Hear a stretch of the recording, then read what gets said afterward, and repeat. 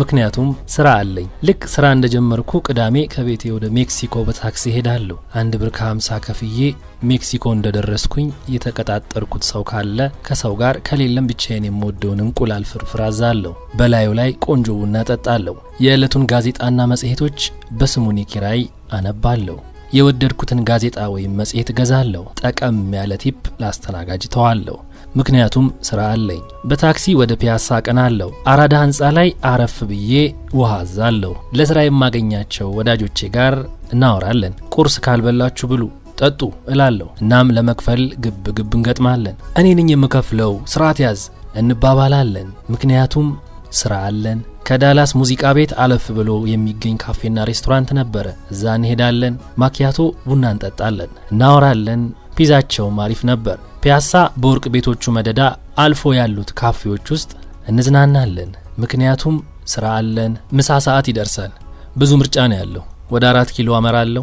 ሮሚና ቋንጣ ፍርፍር ወይም እዛው ፒያሳ ጣይቱ ሆቴል ምሳ ሰዓት ፒያኖ የምትጫወት ጠይም ሴት ነበረች። አጤ ሚኒሊክ ራሳቸው እዛ ሆቴል እንደኛ አልተዝናኑም። ምክንያቱም ስራ አለን። ስራ ለራስ የሚሰጠው ንቅስና አለ። ከሰዓት ሌላ ጀማ ይመጣል፣ በልቶ ጠጥቶ የሚያዛጋ።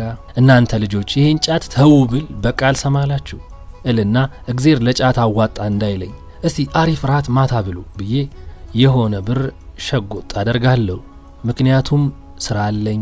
ስንወያይ ወደ አሮጌ ተራ ወይም ኤልያስ ጨበሬው ጋር ጎራልና ወይም እግር ከጣለው አዟሪ አዲስ የታተመ መጽሐፍ ካለ መጽሐፎችን ሸምታለሁ። አለፍ ስል አንዱ ሱቅ ቆንጆ ቲሸርት ወይም ጫማ ካየው ሸምታለሁ። ምክንያቱም ስራ አለኝ። ማሳረጊያዬ ቲያትር ነው።